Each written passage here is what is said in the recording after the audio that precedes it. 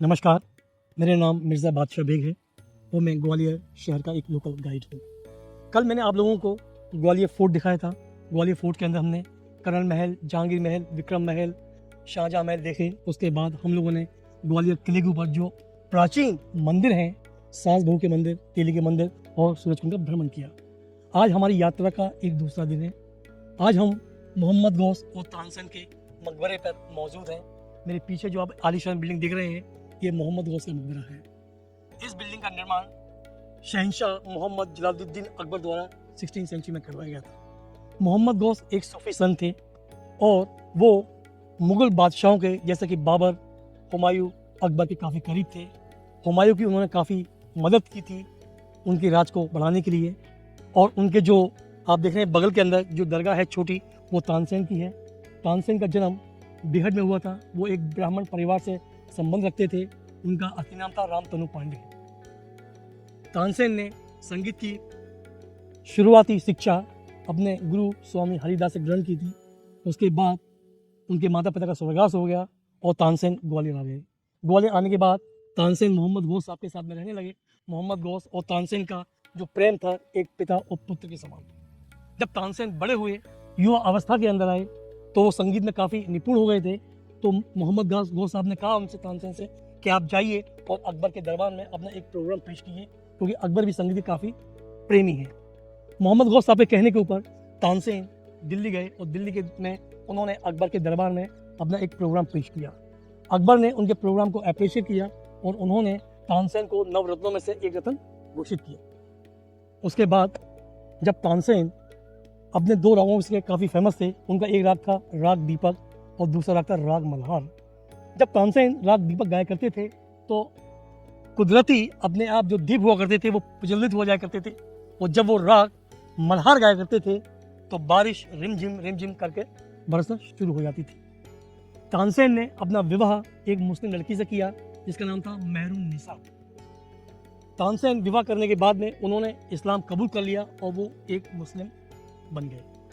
जब तानसेन बीमार हुए तो उन्होंने अपनी एक वसीयत की थी और उस वसीयत में उन्होंने लिखा था कि जब मेरा स्वर्गवास, मेरा देहांत हो जाए तो आप सब मुझे मेरे जो धर्म पिता हैं मोहम्मद गौस, उनके कदमों के पास ही दफनाना। जब तानसेन का स्वर्गवास हो गया और जब अकबर को ये बात मालूम पड़ी कि मेरे चहेते मियाँ तानसेन का स्वर्गवास हो गया, तो अकबर पहली बार जिंदगी के अंदर ग्वालियर आए थे, वही तानसेन के जनाजे के अंदर शामिल होने के लिए। तानसेन के मज़ार के पास, उनके मकबरे के पास एक इमली का पेड़ है जो आपको सामने दिखाई दे रहा है। इस इमली के पेड़ के बारे में आज भी पब्लिक की, लोगों की धारणा है कि अगर आप इसकी पत्ती को तोड़ के अपने मुंह में रख के चबाएंगे तो आपकी आवाज़ में एक तानसेन जैसी मिठास पैदा हो जाएगी। तो कई पर्यटक जब इस स्थान को घूमने के लिए आते हैं तो सबसे पहले वो इस पेड़ को ढूंढते हैं कि ये पेड़ कहाँ पर लगाया गया है, क्योंकि उनकी दिली इच्छा होती है कि हम भी इसकी पत्ती को तोड़ के चबाएंगे और अपनी आवाज़ को तानसेन जैसी सुरीली और मधुर बनाएंगे। अब हम लोग ऊपर चल रहे हैं तानसेन का मकबरा देखने के लिए। ये तानसेन का मकबरा है जिसको हम लोग कहते हैं मियाँ तानसेन। मियाँ तानसेन की जो खिताब था वो उनको अकबर ने नवाजा था, मियाँ तानसेन। और इसके अंदर एक मज़ार और है जो उनके साहबजादे की है, वो भी संगीत में काफ़ी निपुण थे। ये सामने आप देखिए आलीशान बिल्डिंग, इस बिल्डिंग की आप भव्यता देखिए। इस बिल्डिंग की जो आर्किटेक्चर है वो राजपूत और इस्लामिक आर्किटेक्चर की एक अद्भुत, सुंदर, बेहतरीन मिसाल है। इस बिल्डिंग का जो मेन अट्रैक्शन है, जो इसकी जालियाँ हैं, जो पत्थर के सैंडस्टोन में बनाई गई हैं, और इसकी हर जाली का डिज़ाइन अलग अलग तरह के डिज़ाइन की जालियाँ हैं जिसको ज्योमेट्रिकल शेप में बनाया गया है। जब आप इसको अंदर से देखेंगे तो आपको काफ़ी खूबसूरत और सुंदर दिखाई देंगे। हम लोग मोहम्मद गौस के मकबरे के अंदर प्रवेश कर चुके हैं। आप मेरे सामने जो मज़ार देख रहे हैं वो मज़ार ग्वालियर के सूफी संत हज़रत मोहम्मद गौस साहब की मज़ार है। ये मज़ार, ये बिल्डिंग का निर्माण मैंने जैसे कि आपसे कहा था कि तीसरे मुगल शासक मोहम्मद जलालुद्दीन अकबर द्वारा 16वीं सेंचुरी में बनवाई गई थी।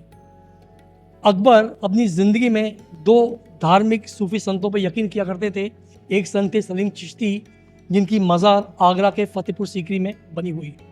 सलीम चिश्ती की दुआओं से अकबर के घर में एक बेटा पैदा हुआ, तो अकबर ने खुशी के मारे उनका नाम अपने धार्मिक सूफी संत सलीम के नाम के ऊपर रख दिया, सलीम। जब सलीम बड़े हुए तो उनका नाम पड़ गया जहांगीर। ये मेरे सामने आप देख रहे हैं, जालियों के ऊपर लोगों ने अपनी अपनी पर्चियाँ लगाई हुई हैं और पर्ची लगा के धागे से बांध के जाल पे बांध दिया है। इसके बगल में आप देख रहे हैं शादी का एक इनविटेशन कार्ड लगा हुआ है। ये पर्चियों में जो लोग हैं जो यहाँ पे आते हैं अपनी प्रार्थनाएं दुआएं करने के लिए, उन सब लोगों ने इन पर्चियों पे अपनी परेशानी, अपनी मुश्किल वगैरह लिखी हुई है और यहाँ पे टांग दी है, इनको यहाँ जालियों से बांध दिया है।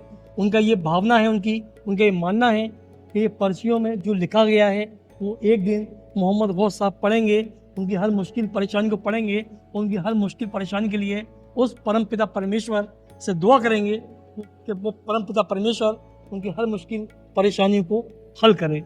ये देख रहे हैं बगल में एक शादी का कार्ड लगाया गया, ये देखिए जिस पे लिखा हुआ है आबिदा बेग हमरा आसमा बानो। ये शादी है ग्वालियर की। यहाँ पे इनको इन्विटेशन कार्ड दिया गया है और कार्ड में नाम लिखा गया है। देखिए नाम, देखिए ध्यान से लिखा है मोहम्मद गौस साहब ग्वालियर। ये उनको इन्विटेशन दिया गया है कि आप हजरात हमारी शादी में आइए, तशरीफ़ लेके आइए और अपनी दुआओं से इस नव विवाहित जोड़े को अपनी दुआओं से नवाजिए ताकि इनकी ज़िंदगी आगे खुशहाली में और हंसते खेलते गुजरे।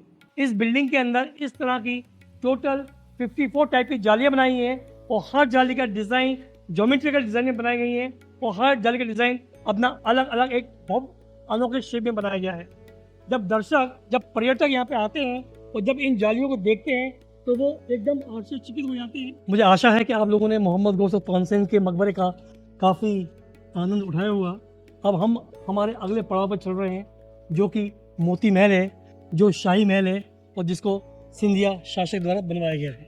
और अब हम लोग आए हैं ग्वालियर की आन बान और शान देखने के लिए, मोती महल। ये जो आप आलीशान बिल्डिंग देख रहे हैं इसको कहते हैं मोती महल। इसका निर्माण हिज हाइनेस महाराजा सिंधिया द्वारा 1825 में कराया गया था। ऐसा कहा जाता है कि एक बार हिज हाइनेस महाराजा सिंधिया पुणे गए हुए थे और वहाँ पे उन्होंने पेशवाओं का महल देखा था, जिससे महाराजा सिंधिया उस महल को देख के काफ़ी प्रेरित हो गए थे और उन्होंने ये फैसला किया कि अब मैं ग्वालियर के अंदर, जैसा कि महल पुणे में बना हुआ है पेशवाओं का, उससे भी बेहतरीन खूबसूरत महल ग्वालियर के अंदर करवाऊंगा। तो उन्होंने पेशवाओं की महल की प्रेरणा लेके ग्वालियर के अंदर मोती महल एक शानदार पैलेस तैयार करवाया 1825 के अंदर। आइए अब हम चलते हैं अंदर। हम मोती महल के अंदर आ चुके हैं। मोती महल का नाम क्यों पड़ा मोती महल? क्योंकि जो हमारे हिज हाइनेस थे महाराजा सिंधिया, वो काफ़ी रईस थे और जो यहाँ के पुराने लोग थे वो उनको मोती वाले राजा कहा करते थे। इसलिए जब उन्होंने बिल्डिंग बनाई तो मोती वाले राजा के नाम से इसका लोगों ने नाम रख दिया मोती महल।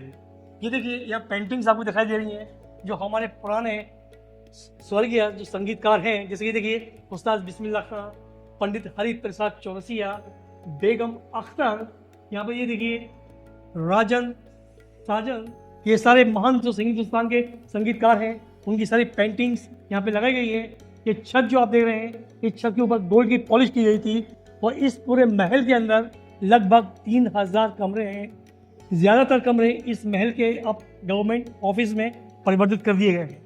3000? हाँ, 3000 कमरे, बहुत बड़ा महल है। हिंदुस्तान आज़ाद 15 अगस्त 1947 के अंदर हुआ था।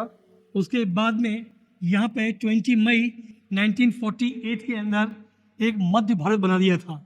जब मध्य भारत बना था तो मध्य भारत के जो राजकीय शासक थे वो हिज हाइनेस महाराजा सिंधिया हुआ करते थे।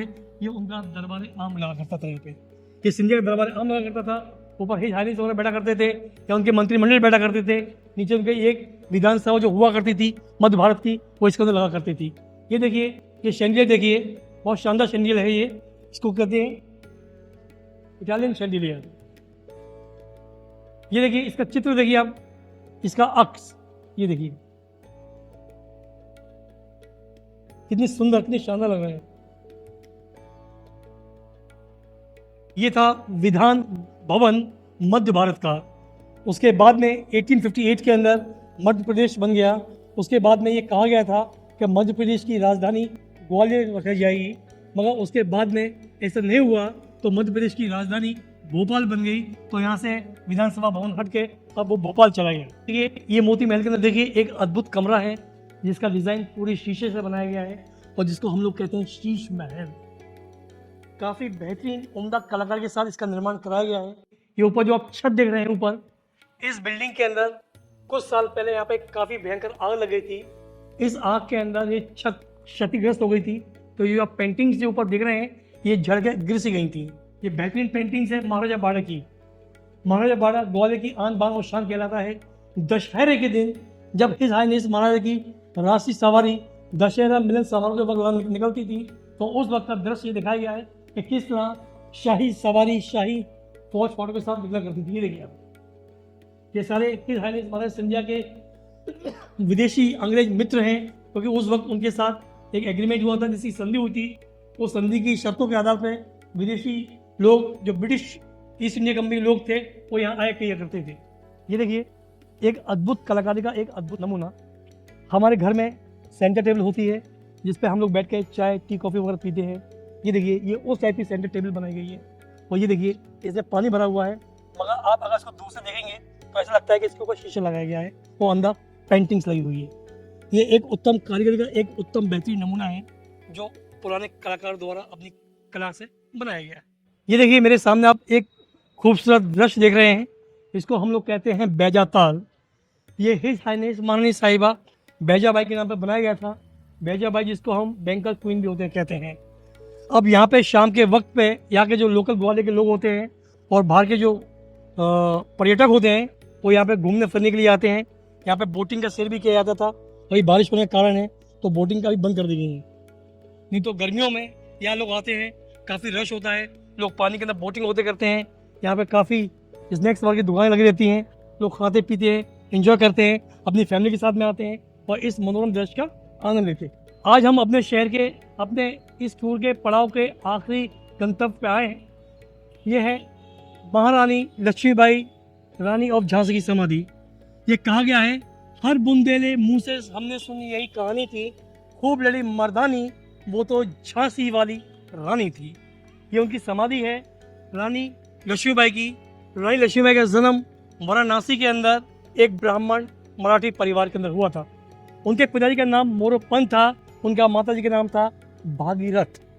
बचपन को उनका नाम था छबीली। काफ़ी सुंदर चंचल होती थी, दिखती थी और लोग उनको प्यार से मनु भी कहा करते थे। इन्होंने बचपन में तलवारबाजी का काफ़ी इनको शौक था।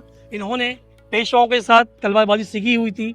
जब इनके माताजी और पिता का जब देहांत हो गया था तो ये यहाँ पे आई थी पेशवाओं के यहाँ पे अपने पिताजी के साथ में, वहाँ वो रहा करती थी। उसके बाद वहाँ पर उन्होंने प्रशिक्षण लिया था तलवारबाजी का। जब वो जवान हुई तो उनकी शादी झांसी के महाराजा गंगाधर राव के साथ करवा दी गई। शादी होने के बाद काफ़ी दिन तक उनके कोई पुत्र नहीं हुआ था, तो महाराजा गंगाधर राव ने अपने चचेरे भाई वासुदेव नेवालकर के बेटे को गोद लिया और उसका नाम रख दिया दामोदर राव। कुछ दिनों के बाद में महाराजा गंगाधर राव की देहांत हो गया था, स्वर्गवास हो गया था, वो खत्म हो गए थे। तो सारी जिम्मेदारी रानी ऑफ झांसी के कंधों पे आ गई। जब जिम्मेदारी आ गई तो रानी ने अपना उत्तराधिकारी अपने बेटे को बनाना चाहा था दामोदर राव, मगर अंग्रेजों ने ये कहने से उनको मना कर दिया कि आपका इनके साथ में कोई खूनी रिश्ता नहीं है, इसलिए हम इसको आपका उत्तराधिकारी नहीं मानते। इस बात को लेकर रानी ने काफ़ी जंग की थी अंग्रेजों के बीच में और रानी के बीच में काफ़ी मुकाबला हुआ था। रानी जंग में हार गई थी तो उनको अपना महल छोड़ के रानी महल में जाना पड़ा। इसके बाद दोबारा रानी ने हिम्मत की और झांसी को फतह करने की कोशिश की, मगर उसमें वो नाकाम रही। तो वहाँ से वो भाग के कालपी गई, कालपी से तात्याराव टोपे को लिया, मेरठ गई, नाना राव पेशवा को लिया, उसके बाद ग्वालियर आई। उस वक्त ग्वालियर के अंदर महाराजा सिंधिया शासन किया करते थे। रानी झांसी ने लक्ष्मीबाई रानी महारानी झांसी ने मराठा विद्रोही सेनाओं के साथ मिलकर 10 दिन तक ग्वालियर किले को अपने कब्जे में ले लिया था। 18 जून 1858 को काफ़ी भयंकर जंग हुई थी। उस जंग के अंदर अंग्रेज़ों ने जो महल है मान मंदिर पैलेस, उसके सामने एक पहाड़ी इलाका है, वहाँ तोप रख के बम्बारमेंट की थी, जिससे वो महल भी क्षतिग्रस्त हो गया था और रानी इस यहाँ पे आके इस एरिया में आके ख़त्म हो गई थी, काफ़ी घायल हो गई थी। तो यहाँ पर उन्होंने अपना दम तोड़ दिया था। यहाँ उनकी स्मारक बनी हुई है और सामने आप देख रहे हैं ये शहीद ज्योति है जो हमेशा जलती है और जलती रहेगी। ये रानी ऑफ झांसी का एक यादगार स्थान है जिन्होंने अंग्रेज सैनिकों के खिलाफ हिंदुस्तान को आज़ाद करवाने के अंदर आन बान शान से अपना योगदान दिया था। आशा करता हूँ आपको हमारा आज का ये वीडियो काफ़ी पसंद आया होगा और मुझे पूरी उम्मीद है कि आप सभी लोग उसे काफ़ी पसंद करेंगे और हमारे इस चैनल को आप अपने मित्रों के साथ, परिवार के लोगों के साथ इसको सब्सक्राइब करेंगे और इसको बार बार देखेंगे। और क्या आप आगे इसमें देखना चाहते हैं तो आप हमें ईमेल के जरिए, मैसेज बॉक्स के जरिए मैसेज करेंगे। धन्यवाद, शुभ दिन हो आपका।